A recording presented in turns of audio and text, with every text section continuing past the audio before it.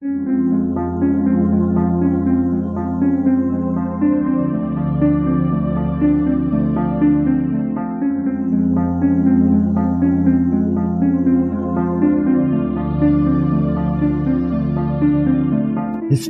tells the story of the world and of our lives.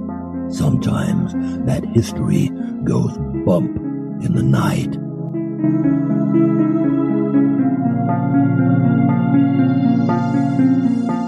Broadcasting from the center of oddity and the supernatural in Central Florida, it's the History Goes Bump podcast.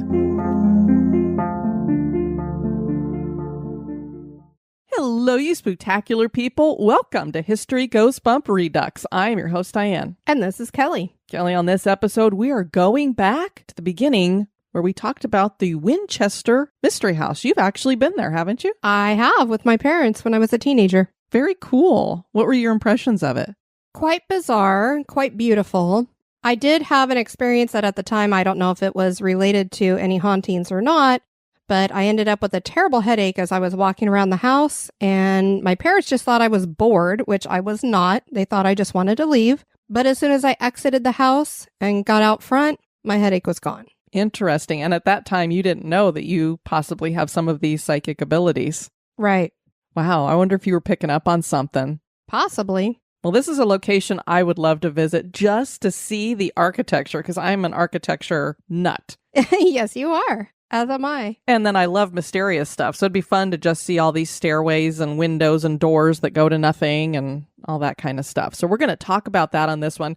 Also, I wanted to just share this little tidbit. We always talk about synchronicity on the podcast, right? Correct. Happens all the time. If you've been a listener for a little bit of time or a lot of time, you probably have had something synchronistic happen when you've been listening to an episode. Possibly it's on a location that you're driving by at the same time as you're listening, or something else comes up. Well, this happens a lot to us, of course, because we're hosting the thing. And so I'm sitting here waiting for Kelly to get over here so that we can record. And she was freshening up in the bathroom and stuff. So I'm just scrolling my Instagram, and a podcast that I listen to put up a little picture about wanting people's feedback on the strangest picture that they've ever caught on camera. And so I was scrolling through the comments to see what the comments were. And lo and behold, one of them was a ghost at the Winchester Mansion. So I commented back, I'm literally sitting here waiting to record on the Winchester Mansion, waiting on my co-host, and I happened to see this. So it's weird how stuff like that happens. Every day, all the time. Are you ready to go back? I'm ready.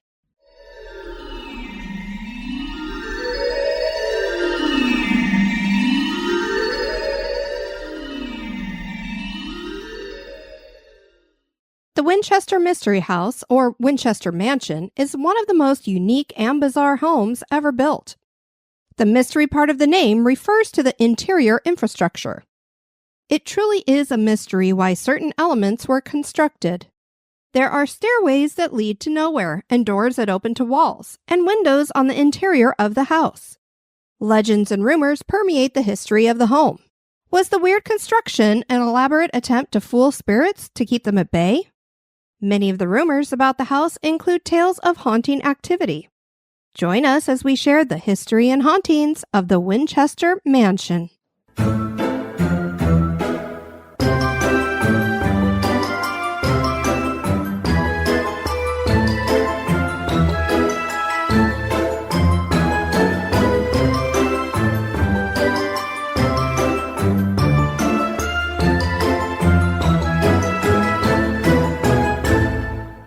The story of the Winchester Mansion begins with Oliver Winchester.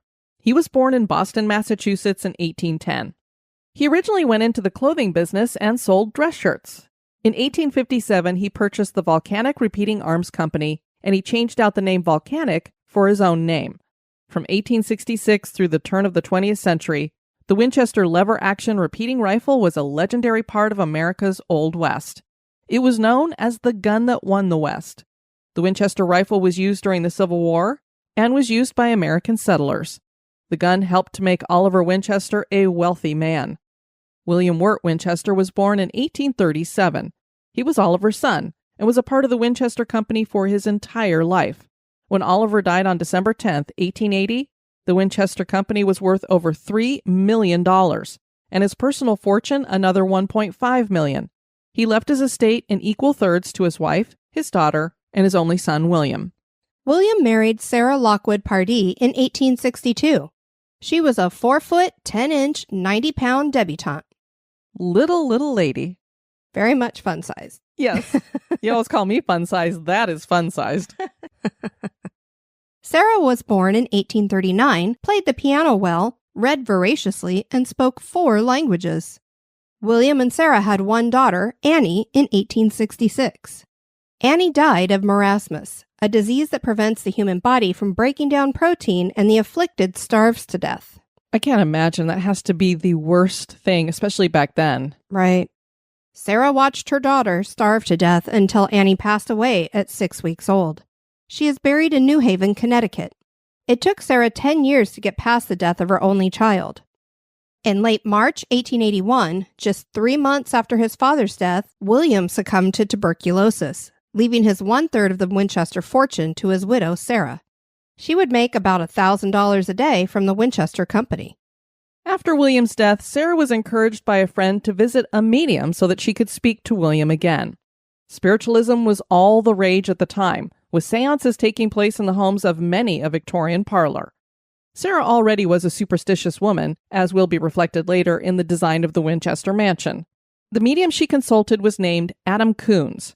Sarah explained to him that she worried that the spirits of those killed by Winchester rifles would come after her to seek revenge.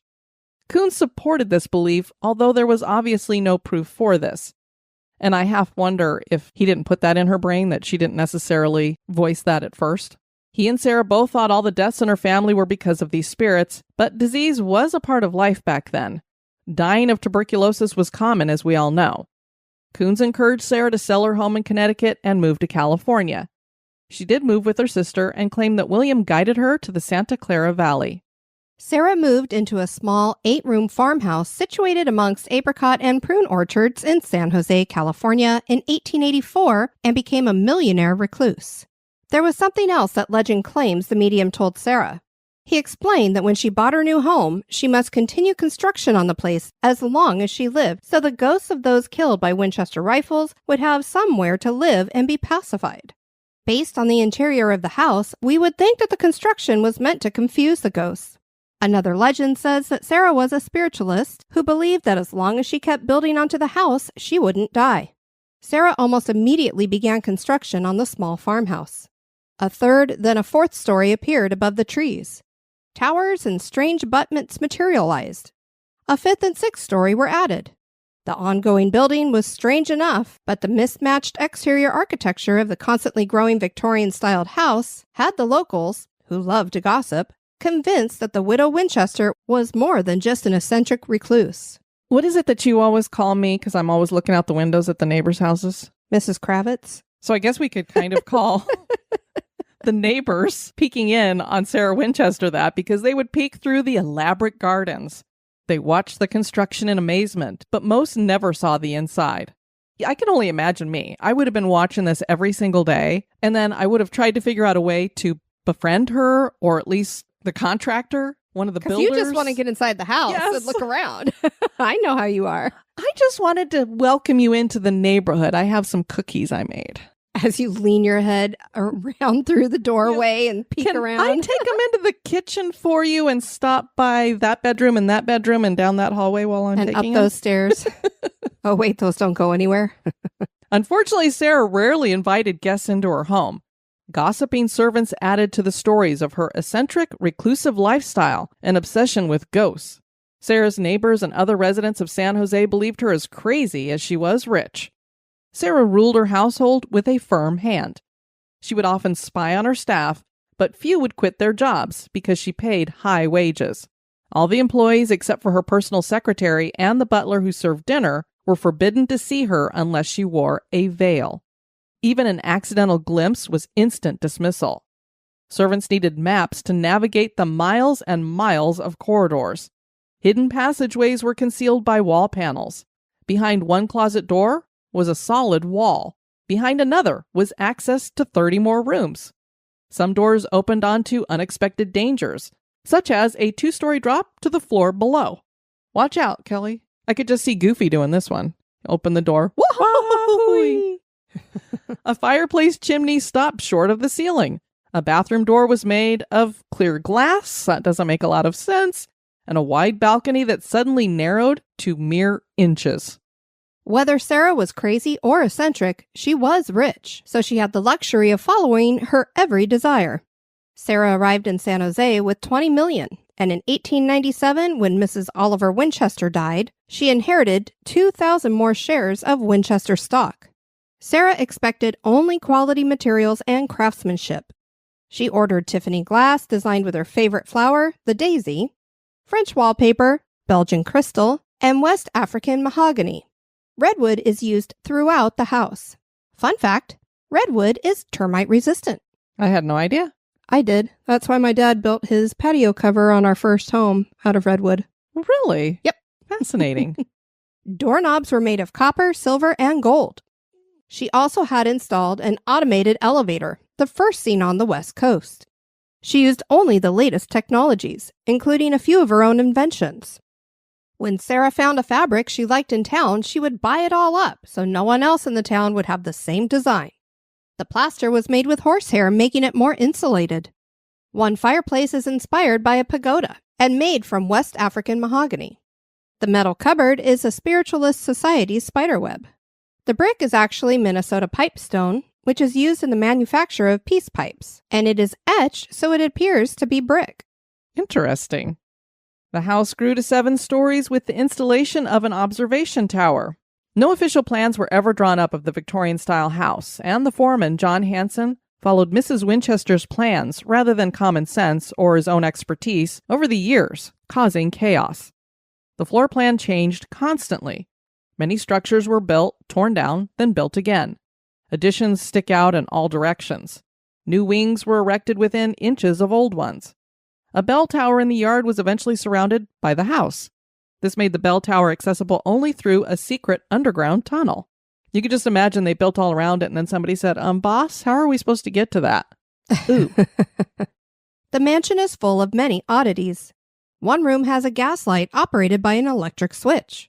Another small room contains 4 fireplaces, 4 hot air registers from a central furnace, and 2 gas heaters. I guess you go there when it's Snowmageddon or something. That'd be my favorite room in the house. I know. Nice and cozy.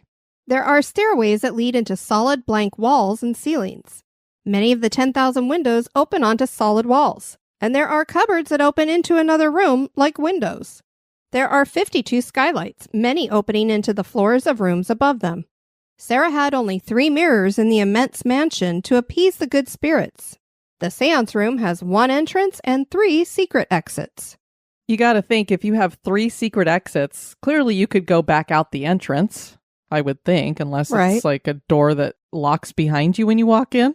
So if they were conducting a seance, did she want to make sure she had 3 ways to get the heck out of there and no ghost could block her? And now a little break for a word about one of our sponsors.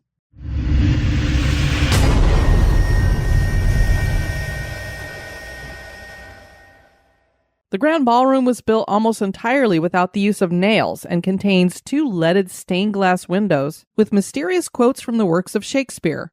The 7-Eleven staircase does not take you to a Slurpee. Good grief.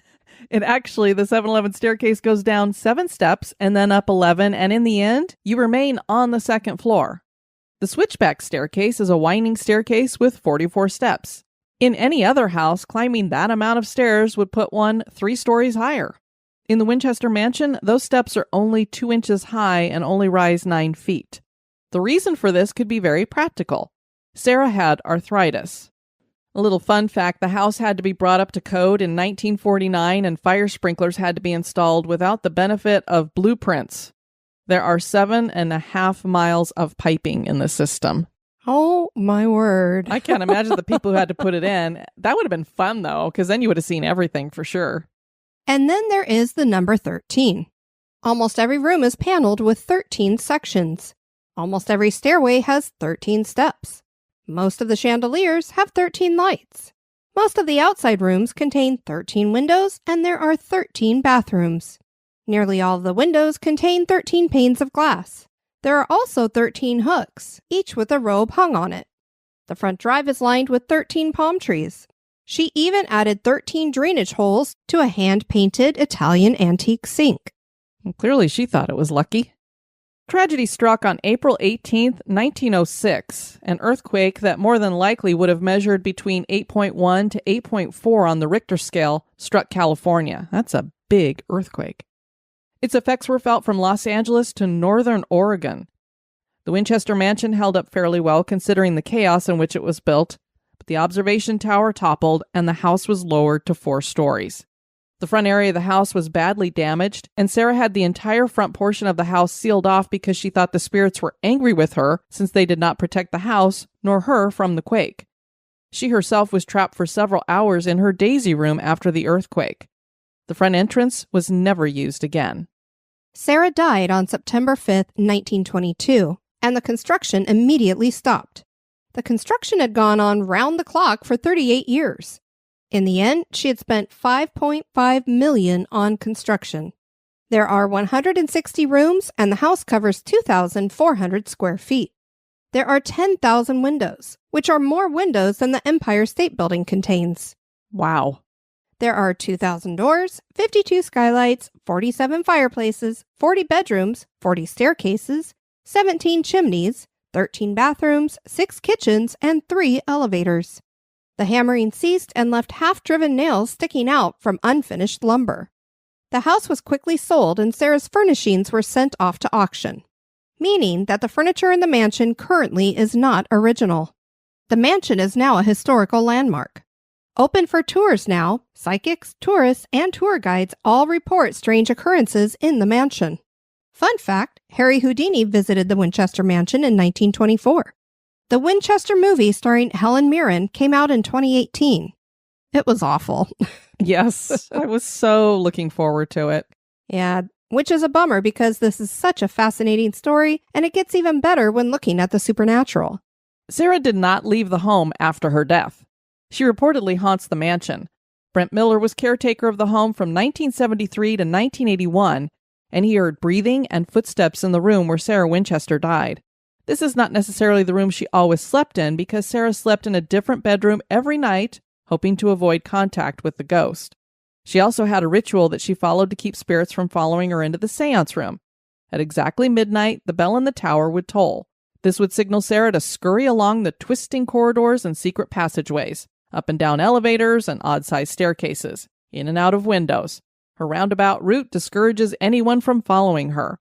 With a final glance over her shoulder, she would enter the seance room through a one-way door. Okay, well, that answers my question then about the entrance. This room was deep in the heart of the mansion and was off limits to all but her, at least all the living. This is where it said she would receive her building instructions from the spirits. Clearly, whoever these spirits were in the afterlife had no idea about architecture or construction. Well, it's all in the interpretation, too. You know, I'm thinking it was probably some drunk pirates. Possibly. Because that's what it looks like it was built by. After the meeting, she often hosted a dinner party with 13 settings. Her chefs fixed gourmet meals, which were served on gold plates. It's not known if her guests were living or dead. But since she was a recluse, I imagine they weren't living. Most haunting activity is centered on the 3rd floor. A tour guide said she had once been taking a group of young boys around the house, and when they got to the 3rd floor, one boy claimed about being extremely cold. He started to shiver. The other boys felt his skin, and he was ice cold. None of the rest of them felt cold. When the group left the 3rd floor, the boy warmed right up. A friend of Miller's caught a picture of an apparition in coveralls when he came to visit. Could this be the carpenter ghost that has been seen laying the floor? Another caretaker turned off all the lights and locked up one night, and when he got into his car, he glanced at the house and saw that every light on the 3rd floor was lit. They were getting ready to have a party. He left. A manager at the mansion named Janet started working here when she was a teenager. One day she was mopping when she heard bustling coming from one of the kitchens. She walked into the kitchen and found it empty. She went back to mopping and again heard pots and pans banging around. She checked the kitchen and found it empty again. It happened a 3rd time and then stopped. Janet also had another freaky experience. She was watering plants and heard a loud rapping several times. She checked each of the 3 times that it happened to see if anyone else was in the house with her, but she was alone. The final time she heard the rapping, she figured out it was coming from the roof area. She went up to investigate, and something closed and locked the door behind her. Oh They my. were messing with you. That door has only 2 keys. Janet had one of the keys with her, thankfully, so she could unlock the door. The other key was with the other manager. She called him to verify that he had the key. He did. So, who locked the door? Paranormal investigators report feeling icy spots, hearing organ music, seeing orbs, and locked doorknobs turn and moving lights. Some windows slam shut hard enough that they shatter. A tour guide named Elizabeth was walking to the Oriental rooms that contain items from the Orient that were common in Victorian homes. She claims that something compelled her to turn around, and she looked at the fireplace that had been behind her. She noticed an elbow on the mantel and realized it was attached to a full-body apparition of a 20-something young woman wearing period clothes from the 1920s. She was around 5'4" with dark hair. Elizabeth looked away, and when she looked again, the ghost was still standing there. She was sure of what she saw. When she looked away, and then she looked back one more time, the female figure had disappeared. The staff believes that the ghost belongs to Marion Marriott, who was Sarah's niece and personal secretary. According to ghost lore, the mansion's odd features make sense. Spirits like to use fireplaces to enter and exit a place, and it's said they dislike mirrors. The mansion contains 47 fireplaces, but only 3 mirrors. Ghosts do not cast shadows, so Sarah arranged light fixtures so that the ghosts would not feel conspicuous and humiliated because they did not cast shadows. That is so weird. Can you imagine even thinking about that? Of course they don't cast shadows if they can't actually appear. Legend claims that the mansion also reflects Sarah's attempts to control which ghosts visited. By catering to their wishes and providing extravagant luxury, she welcomed good spirits.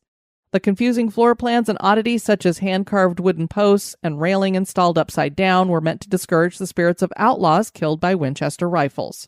So apparently she wasn't afraid of ghosts, period. It was just certain kinds of spirits, which is the same for all of us. Yes. Superstition also caused Sarah to board up a cellar room where she kept a wonderful wine cellar. One evening she went to get a bottle to enjoy and noticed a black handprint on the wall. She assumed that an evil ghost had made the print. Common sense tells us that it was more than likely one of the dozens of workmen that came through the house. Nevertheless, she walled up the room, and no one has ever been able to locate the wine cellar to this day. Some people claim that the story about Sarah fearing spirits was baloney. In the 1950s, a series of interviews of Sarah's nephew, William Winchester Merriman, were conducted by an author, and the book claims she had not been obsessed with gun-fearing ghosts and spirits.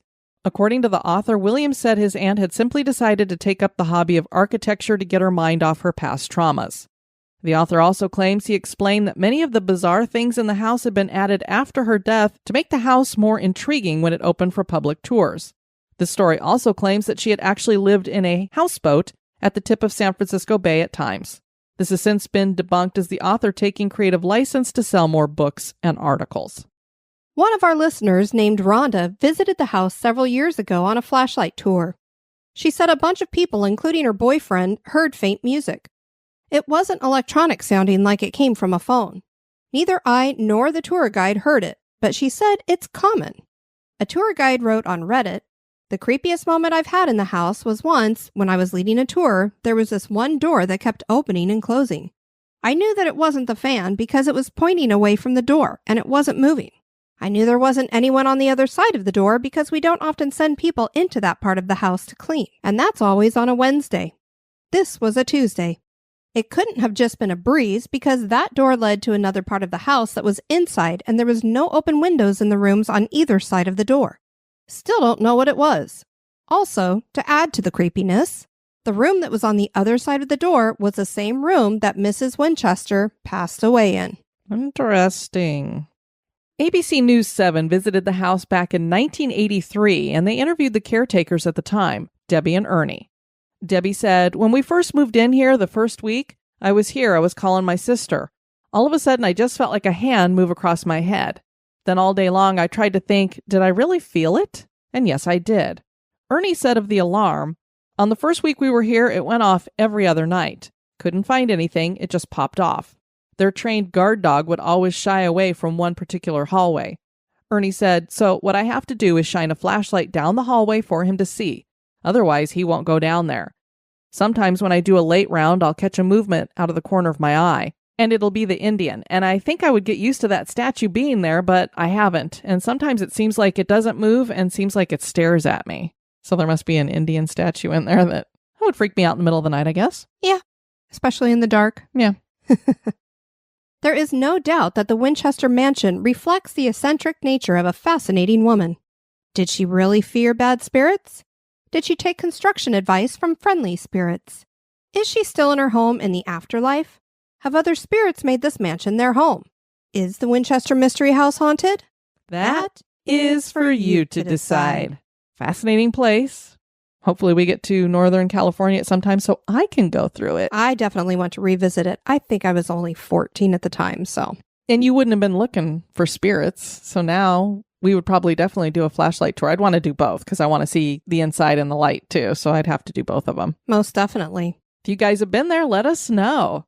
I want to thank you for joining us on this Redux. I've been your host, Diane. And this has been Kelly. You take care now. Bye-bye.